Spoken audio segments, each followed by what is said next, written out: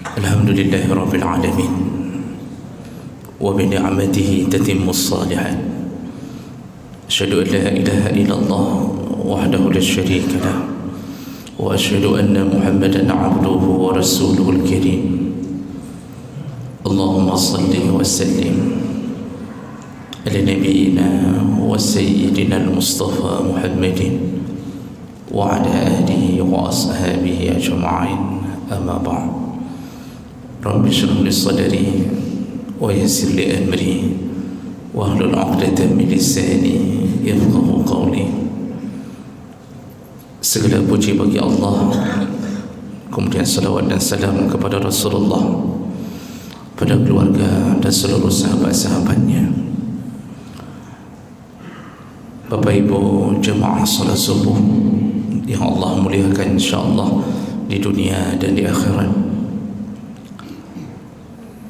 kita masih dalam pembahasan tentang perkara-perkara atau amalan-amalan yang dibalas oleh Allah setimpal dengan perbuatan tersebut. Di pertemuan kita yang lalu, kita sudah membahas salah satu daripada amalan yang bila dikerjakan Allah akan balas persis seperti yang dia lakukan, iaitu barang siapa yang bersedekah maka Allah akan bersedekah untuknya. Seberapa besar dia bersedekah untuk Allah, maka Allah akan membalas sedekahnya. Artinya Allah akan membalasnya lebih besar, lebih baik, lebih berkah. Baik, kita lanjutkan pembahasan berikutnya, masih di dalam bab yang sama. Berikutnya yaitu barang siapa yang memamerkan atau bergaya dengan suatu kebaikan yang dia sebenarnya tidak melakukannya, maka Allah akan membongkar kebaikan atau Allah akan membongkar kemunafikannya. Jadi ketika saat dia menipu Allah, maka Allah pun menipunya. Jemaah maka Allah, ini bisa diambil dari asar Umar bin Khattab yang ditulis di dalam kitab Tarikh Dimashq. Umar bin Khattab pernah berkata, man tazayyana linnas bima ya'lamu Allahu minhu ghaira zalik. Barang siapa yang memperindah dirinya di hadapan manusia, tazayyan, dia memamerkan kebaikan. Jadi kalau di hadapan orang, Masya Allah, dia adalah alim, dia adalah ulama besar, dia orang saleh, paling kurang dia dianggap orang baik di sekitarnya. Bima ya'lamullah laisa bizalik, padahal Allah tahu sebenarnya dia bukan begitu orangnya. Padahal dia melakukan kebalikan dari amal yang dia nampakkan itu. Maka apa kata Umar? Yasunnuhullah, maka Allah akan membongkar aibnya. Kalau dia terus melakukannya, dia terus mengkhianati Allah, tapi menampakkan di hadapan manusia seakan-akan dia adalah orang yang baik, tunggu suatu saat Allah akan membongkar semua aibnya untuk dinampakkan di hadapan manusia. Jadi jemaah mereka Allah, ini bab ini berbicara tentang salah satu sifat kemunafikan, yaitu berbuat baik tapi hanya untuk menampakkan pada manusia, padahal di belakangnya dia penentang Allah Subhanahu wa ta'ala. Makanya Allah sangat benci kepada orang yang seakan-akan adalah orang-orang yang taat pada Allah, padahal sebenarnya dia adalah penentang Allah. Makanya Allah Subhanahu wa taala menyebutkan dalam ayatnya, wa minan nas may yu'jibuka qawluhu fil hayatid dunya wa yushhidullah ala ma fi qalbihi wa huwa aladul khisam. Engkau akan dapatkan di antara golongan manusia, yaitu orang yang engkau kagum lisannya dan dia bersaksi bahwa dia adalah orang yang membenarkan Allah, wa huwa aladul khisam, padahal sebenarnya dia adalah pelaku maksiat yang paling nyata. Banyak hari ini jemaah melakukan Allah, orang-orang yang tidak kita sangka ternyata ahli maksiat, dan ini terjadi dalam sejarah kehidupan kita. Ada kadang-kadang yang kata Allah tadi, wa minan nas ma yu'jibuka qawluhu fil hayatid dunya, engkau akan dapatkan orang yang masya-Allah lisannya indah sekali. Kalau dia ceramah maka orang tertegun melihatnya, seakan-akan isi ceramahnya menempel pada dirinya. Jadi kita tidak percaya ternyata dia adalah pelaku maksiatnya. Ceramah bertahun-tahun, ujung-ujungnya ketahuan ternyata pelaku maksiat. Waktu ceramah memakai baju koko, memakai rida, memakai surban, ujung-ujungnya pakai baju oranye, tertulis Nabi. Na'udzubillah. Kenapa Allah bongkar? Wa makaru wa makarallah. Ada orang yang berencana menipu Allah, padahal Allah punya rencana untuk menipu dia. Ini akibat orang-orang yang punya mental munafik dan tidak ada rencana taubat, tidak ada rencana takut. Jadi kehilangan rasa takut pada Allah sehingga dia terus-terusan menampakkan bukan yang sesuai dengan yang dia lakukan di rumahnya. Jemaah melakukan Allah Subhanahu wa taala, mungkin di antara kita, apalagi yang sering mencari-cari informasi tentang Islam, kita mungkin kenal salah seorang yang bernama Harun Yahya, orang Turki yang sering mengeluarkan bahkan banyak sekali video klip yang dia keluarkan tentang keajaiban Allah, keajaiban alam, kemudian tentang syaitan dan tipu daya syaitan. Lalu dia banyak sekali tentang tauhid, tentang Dajjal. Silakan cek di YouTube Pak, kalau dilihat Harun Yahya, videonya Masya Allah, videonya para ulama. Dia bongkar tentang anatomi tubuh kita sampai dia ingin menyebutkan bahawa Allah Subhanahu wa taala pun penuh dengan kekuasaan menciptakan manusia. Pokoknya Masya Allah, orang mengira dia adalah alim ulama, orang mengira bahawa inilah penemu tentang kebesaran agama kita. Penuh dia keluarkan buku, dia keluarkan album-album tentang kebesaran Islam.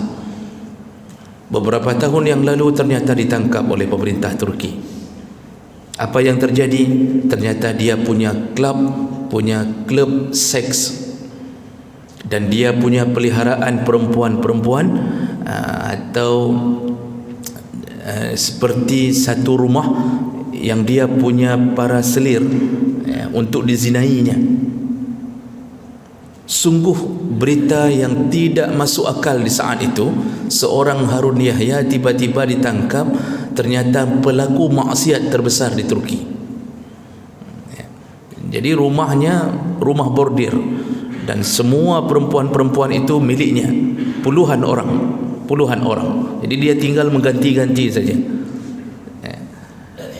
Allah tetap akan bongkar selama kita berpura-pura baik. Allah akan bongkar. Makanya kepada para pejabat yang hari ini berpura-pura baik, beda dengan yang betul-betul baik. Jadi beda kalau orang memang betul baik, terjerumus sedikit dalam kesalahan, Allah maafkan. Tapi ada orang yang seakan-akan tidak pernah terjerumus ke dalam kesalahan, bahkan dia menyibukkan dirinya untuk mencari-cari aib orang, menuduh orang, menjatuhkan orang. Dia ingin mengatakan bahawa begini dan begitu tentang orang lain. Dia tidak pernah melihat aib dirinya sendiri. Tunggu Allah bongkar. Pejabat hari ini yang memberi sumbangan sana sini, Masya Allah, kadang-kadang macam masjid dia berikan, yatim piatu dia tidak lewatkan. Kalau dia ahli maksiat, maka tunggu pasti Allah akan bongkar selama dia tidak rencana bertaubat. Dan ini adalah janji Allah Subhanahu wa taala. Makanya Allah Subhanahu wa taala memberi dosa besar ini di dunia dan di akhirat. Coba melakukan Allah. Kalau kita lihat sikap sahabat yang memang dikenal dengan kebaikannya, dikenal dengan keistiqamahannya, tapi mereka selalu merasa diri munafik. Mereka merasa diri seakan-akan mereka masih munafik. Hari ini orang munafik seakan-akan sahabat Nabi. Dulu sahabat Nabi merasa terus dirinya munafik. Ini contohnya apa? Terbukti dalam sejarah. Umar bin Khattab paling takut kalau ada sifat munafik yang menempel pada dirinya, sehingga dia selalu mencari tahu dari Huzaifah al-Yamani apakah dirinya masih munafik atau tidak. Dulu Umar tidak tahu ternyata Huzaifah al-Yamani itu sahabat yang dibisikkan oleh Rasulullah tentang rahasia Rasul. Jadi Rasulullah kalau ada rahasia, dia bisikkan ke Huzaifah. Jadi Huzaifah ini termasuk pemegang rahasia Rasul. Sampai pada satu hari Huzaifah dipanggil oleh Rasulullah, lalu Rasulullah menceritakan dan mengabarkan di Madinah ada kaum munafik, dan Rasulullah menyebutkan list namanya, list nama kaum munafik yang ada di Madinah, dan list itu hanya diberitahu kepada Huzaifah. Umar tahu bahawa Huzaifah dipanggil oleh Nabi tentang rahasia. Umar menunggu Huzaifah.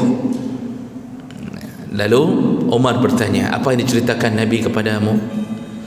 Huzaifah mengatakan, aku diberitakan tentang golongan munafik di Madinah. Dia ceritakan judulnya, karena itu bukan rahasianya. Lalu Huzaifah ditanya oleh Umar, tolong sebutkanlah nama-nama munafik yang ada di Madinah ini. Kata Huzaifah, wallahi aku tidak bisa membongkarnya wahai Umar. Demi Allah aku tidak bisa membongkarnya, ini rahasia Nabi, kata Huzaifah. Kata Umar, tolonglah beritahu aku siapa yang munafik di Madinah. Huzaifah mengatakan, seumur hidupku tidak akan pernah aku ceritakan ini. Akhirnya Umar menyerah. Lalu dia mengatakan, terakhir, kalau begitu wahai Huzaifah, tolong katakan satu saja, aku termasuk dalam list itu atau tidak?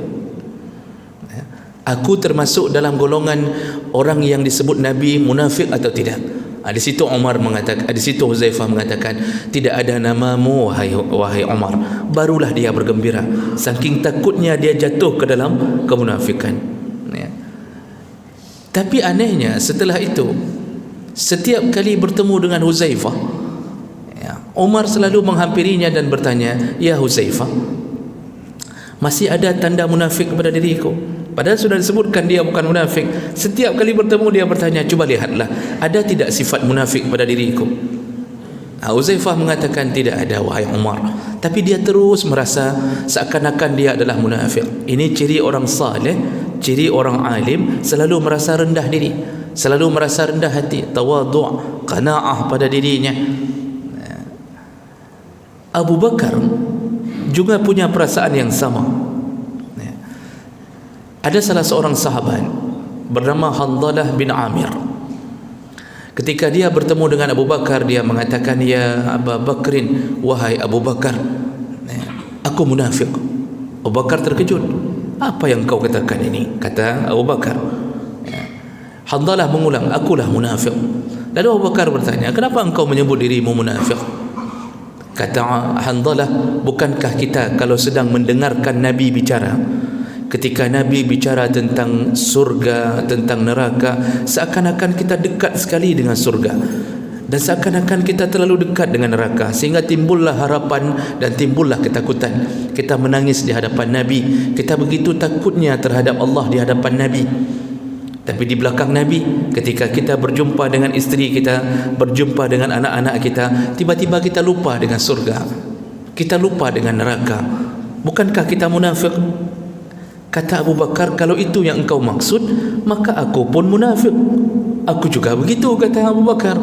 Kalau di hadapan Nabi aku ingat Allah terus-terusan, di hadapan Nabi aku mengingat surga terus-terusan, di hadapan Nabi aku takut dengan neraka. Begitu aku pulang ke rumahku, berjumpa dengan isteri dan anakku, aku pun kehilangan memori itu, kata Abu Bakar.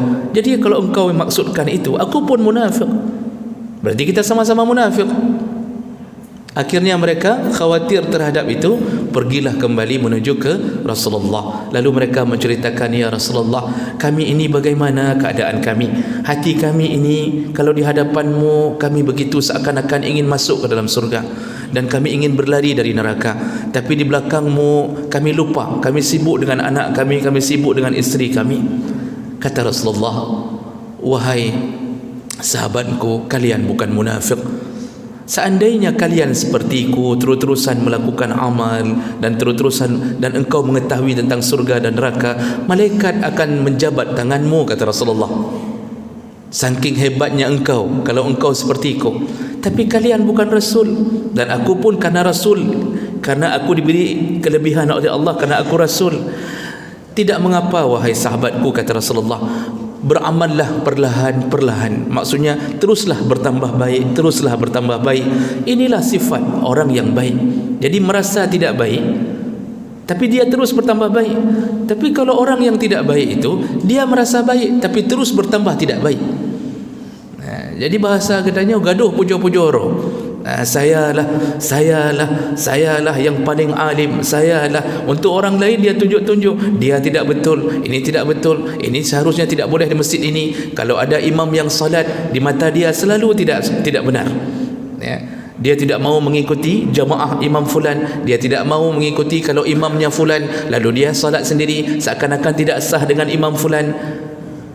Merasa hebat, merasa bahawa dialah yang paling alim, cuma dia yang bisa baca kitab, cuma dia yang faham Al-Quran.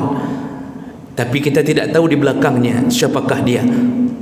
Orang yang selalu menuding dan merasa bahawa dia paling baik, maka tunggu saatnya Allah bongkar aibnya. Mungkin kita akan mendapatkannya ternyata orang yang tidak salat subuh. Mungkin kita mendapatkannya dia sibuk di kedai kopi, siang malam mungkin di kedai kopi. Mungkin pemain judi game online, mungkin. Maka jemaah melakukan Allah, jangan tertipu dengan amal ini. Sifat yang paling baik adalah tawadhu' di hadapan manusia.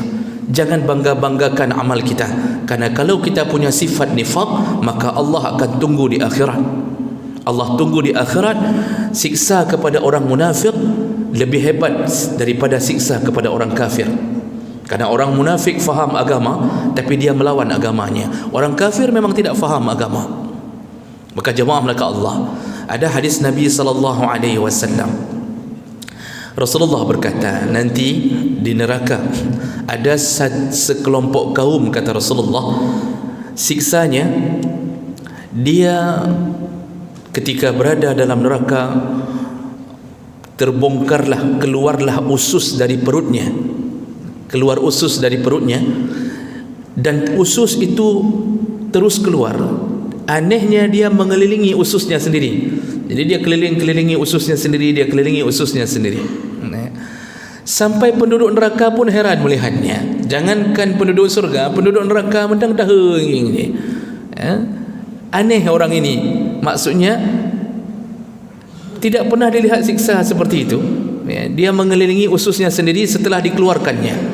Lalu penduduk neraka mendekatinya dan mengatakan, ada apa denganmu?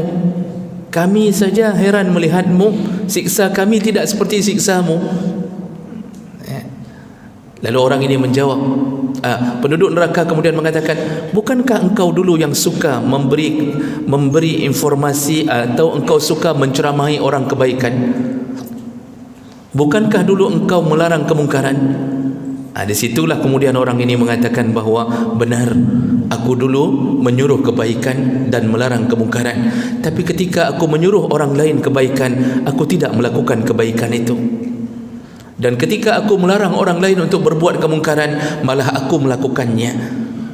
Ini siksa kepada orang yang munafik di dunia. Jadi kalau menyuruh orang kebaikan, Masya Allah, salatlah tahajud, jangan lupa baca Quran, jangan lupa salat duha, jangan lupa ini, jangan lupa itu. Di penceramah tidak pernah melakukannya. Yang bertambah saleh jamaahnya, yang mengatakan tidak pernah, bersedekahlah. Di penceramah tidak pernah bersedekah, karena mungkin kaleng untuk isi sedekah tak pernah sampai kepadanya.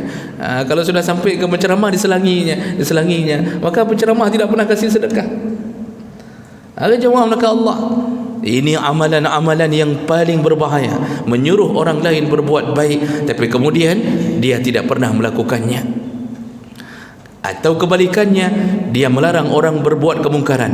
Jangan makan riba, jangan pinjam uang dengan cara riba, jangan ambil mobil dengan cara kredit, jangan ambil rumah dengan cara meminjam uang yang sistemnya riba. Macam dia katakan ke orang, tapi dia sendiri mobilnya kredit, rumahnya kredit, dia pelakunya. Tunggulah azab Allah Subhanahu wa taala. Dan ini tidak mesti di kalangan orang-orang yang alim agama. Orang yang berpura-pura indah bahasa pun Allah bisa lakukan itu. Jadi jemaah maka Allah Subhanahu wa taala, kita ini cukuplah tampil apa adanya. Tidak perlu terlalu wah dalam berpakaian. Tidak perlu nampakkan diri seakan-akan kita orang saleh. Tapi salehkan diri di hadapan Allah Subhanahu wa taala. Kemudian tutuplah amal kita. Kalau bisa sembunyikanlah amal kita, sebagaimana kita menyembunyikan aib kita. Kalau kita punya aib, kita simpan baik-baik. Begitulah simpan amal. InsyaAllah Allah akan selalu mengingatnya. Tapi kalau kita tukang bongkar amal, kita membongkar amal kita, kita nampakkan di hadapan orang dengan jubah kita, dengan surban kita, dengan pakaian lengkap, padahal pelaku maksiat, maka Allah pun membalas pelaku itu. Dia fikir dia berhasil menipu manusia, padahal Allah sedang berusaha menipunya dengan membongkar aibnya. Maka jemaah maka Allah Subhanahu wa taala, beramallah ikhlas karena Allah. Jangan berusaha menampakkan amal itu di hadapan manusia. Dan sebagai penutup ceramah kita hari ini, berhati-hatilah, berhati-hatilah. Satu media sosial yang kita paling sering kita menampakkan amal seakan-akan kita orang baik adalah media-media seperti Facebook, WA, yang kita selalu mengupdate foto-foto kebaikan kita. Sedikit beramal, update foto, sedikit amalan, update foto. Mau salat subuh, foto dulu depan masjid. Kecuali itu untuk syiar, jelas syiarnya. Misal contohnya SMS kita, itu syiarnya supaya orang minggu depan mau datang lagi. Itu tidak mengapa foto-foto supaya nampakkan kami ada, datanglah, bergabunglah. Tapi kalau model-model umrah foto, haji foto, update status, kemudian puasa Senin Kamis, sebelum buka puasa, kemudian yang selfie dulu di depan makanan, menu hari ini untuk puasa, untuk berbuka puasa adalah fulan. Itu kalau tujuannya untuk menampakkan bahawa orang lain supaya tahu dia puasa Senin Kamis, jangan lakukan. Tapi kalau panitia tidak mengapa, karena panitia ingin mengatakan berpuasalah, jemaah banyak, bersedekahlah. Kalau perlu panitia tulis tidak cukup kanji 10 biji itu bulan ini, bantulah. Menang-menang anak bubu. Jadi intinya apa?